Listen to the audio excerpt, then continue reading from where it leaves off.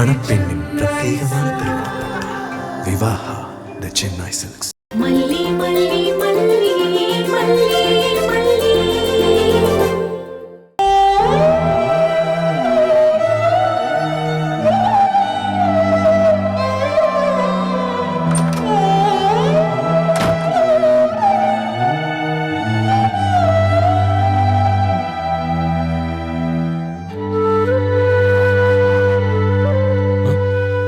என்னாச்சு மல்லி, தூங்கல? நீங்க ஏன் சாப்பிடல? என்ன மல்லி கேள்வி இது? என் கையில காயம் பட்டதுக்கு நீதான் பிளாஸ்டரி போட்டு விட்ட. இருங்க வரேன்.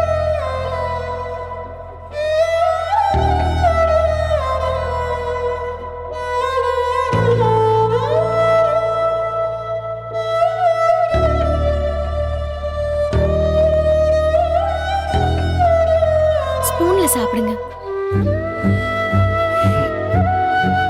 என்னாச்சு? வச்சுட்டு போ மல்லி. சாப்பிடுவீங்க தானே? நான் சாப்பிடுறேன், சாப்பிடாம போறேன். உனக்கே நான் அவ்வளோ ஆக்குறேன். நீ போய் தூங்கு.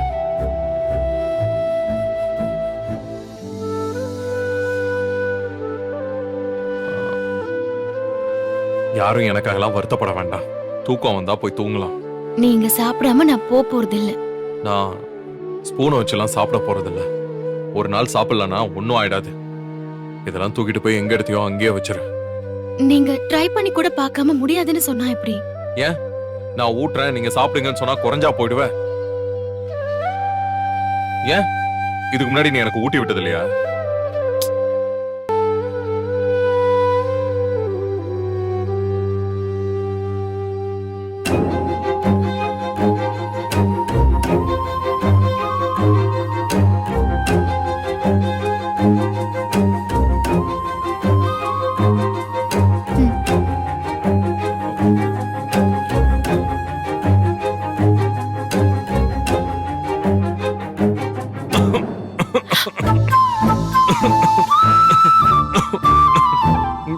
இந்தாங்க குடிங்க.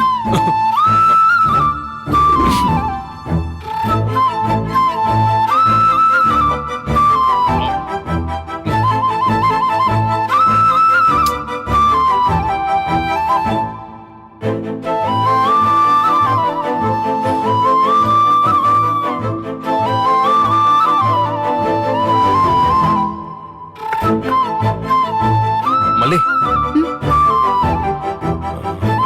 கதிரேசன் கிட்ட நாளைக்கே பேசி ஒரு முடிவு பண்ணிடுறேன்.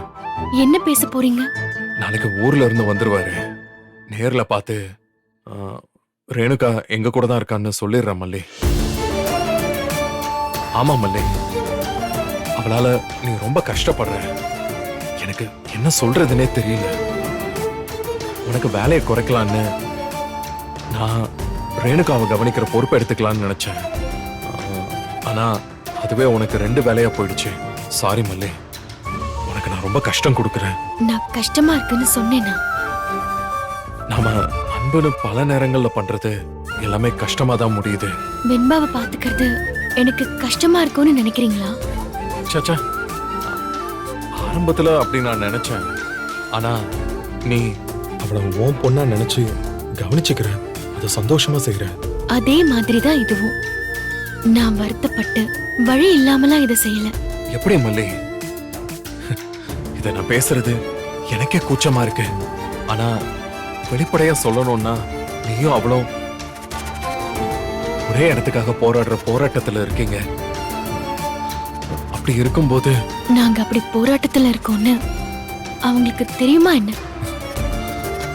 எப்ப இல்லைனாலும் எப்பவோ அவளுக்கு தெரிய வாய்ப்பு இருக்குல்ல. என்னைக்கோ ஒரு நாள் நடக்க போறத நினைச்சு இன்னைக்கு வாழாம இருக்க சொல்றீங்களா? ரொம்ப நாள் கழிச்சு வரப்போற பிரச்சனையை நினைச்சு இன்னைக்கு இருக்கிற நிம்மதியை தொலைக்க சொல்றீங்களா?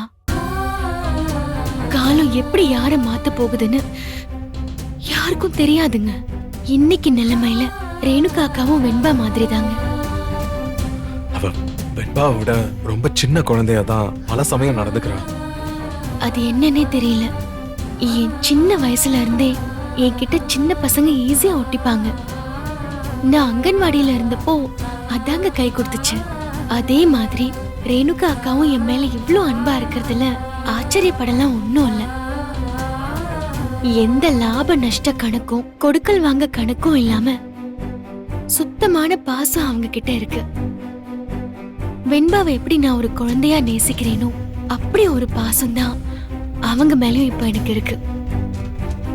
அதை தாண்டி எதையுமே யோசிக்க மனசு வரல. மல்லி, உன்னை முழுசா புரிஞ்சுக்கிட்டவங்க யாரும் உன் மேல உண்மையா பாசம் வைக்காம இருக்கவே முடியாது. என்ன சொல்றீங்க? நான் உன்னை முழுசா புரிஞ்சுக்கிட்டேன் மல்லி.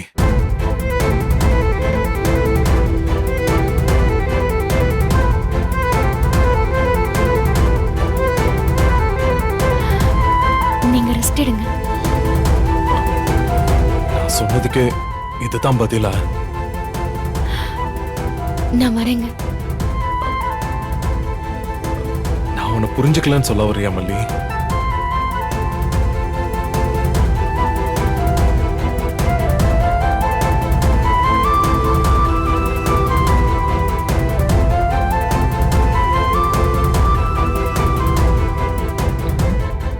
என்னங்க, கதிரேசன் கிட்ட இத சொல்லிதாங்க ஆகணும். சொல்லாம இருக்கிறது நெருப்ப மடியில கட்டி வச்சிருக்கிற மாதிரிதான்.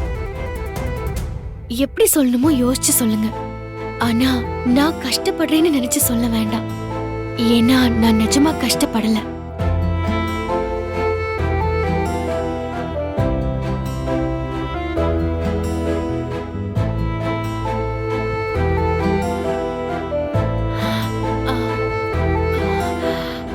இருமலி இரு. இல்ல, கிச்சன்ல எல்லாம் அப்படியே இருக்கு. நான் எடுத்து வச்சுட்டு வந்துட்டேன். அதெல்லாம் நானே எடுத்து வச்சிட்டேன். மாடியில துணி காய போட்டிருந்தேன், எடுக்க மறந்துட்டேன். எடுத்துட்டு வந்துட்டு. ஏய், துணி போனா போகுது. நீ வாழ்க்கையே காவு கொடுக்க துணிஞ்சிட்ட. துணிதான் இப்ப முக்கியமா போச்சா? என்னாச்சு பெரியமா? என்ன ஆச்சா? என்ன பண்றோம் தெரிஞ்சுதான் இதெல்லாம் பண்ணிட்டு இருக்கியா மல்லி? நீங்க எதை சொல்றீங்க? நீங்க ரெண்டு பேரும் பேசினத நான் கேட்டேன். அது தற்செயலா இப்படி வந்தப்ப காதுல விழுந்துச்சு. அதனால நின்னு கேட்டேன். புருஷன் பொண்டாட்டி பேசுறத ஒட்டு கேக்குறாளே, நீ எதுவும் தப்பா நினைக்காத. எனக்கு நீ எப்படி நினைச்சாலும் பரவாயில்ல. ஆனா நீ செய்யறது ரொம்ப தப்பு மல்லி. நீங்க எதை தப்புன்னு சொல்றீங்கன்னு எனக்கு புரியல. அக்காக்கு நான் சாப்பாடு கொடுத்து அவங்கள கவனிச்சுக்கிறது உங்களுக்கு பிடிக்கல. ஆனா இப்ப நான் அவருக்கு சாப்பிட கொடுத்துட்டு தான் வரேன். அக்காவையும் வீட்டுல வச்சுட்டு நான் இப்படி பண்றது தப்புன்னு சொல்றீங்களா? ஏய், சரியான மரம் மண்டடி நீ எல்லாம். ரேணுகா மாதிரி மர கழண்டவன்ற அடையாளத்தோட பைத்தியமா இருந்தா கூட பரவாயில்ல. ஆனா தெளிவா இருக்கிற மாதிரியும் இருந்துகிட்டு இப்படி எல்லா விஷயத்திலயும் கோட்டை விட்டுட்டு நிக்கிற பாரு. உன்ன மாதிரி பைத்தியமால இருக்கவே கூடாது. இப்ப கதிரேசன் கிட்ட சொல்லணும்னு யார் முடிவெடுத்தா? ரெண்டு பேரும் தான். ஆனா ஒரே நேரத்துல பைத்தியக்காரிய சாமர்த்தியசாலியா உன்னால மட்டும்தாண்டி இருக்க முடியும்.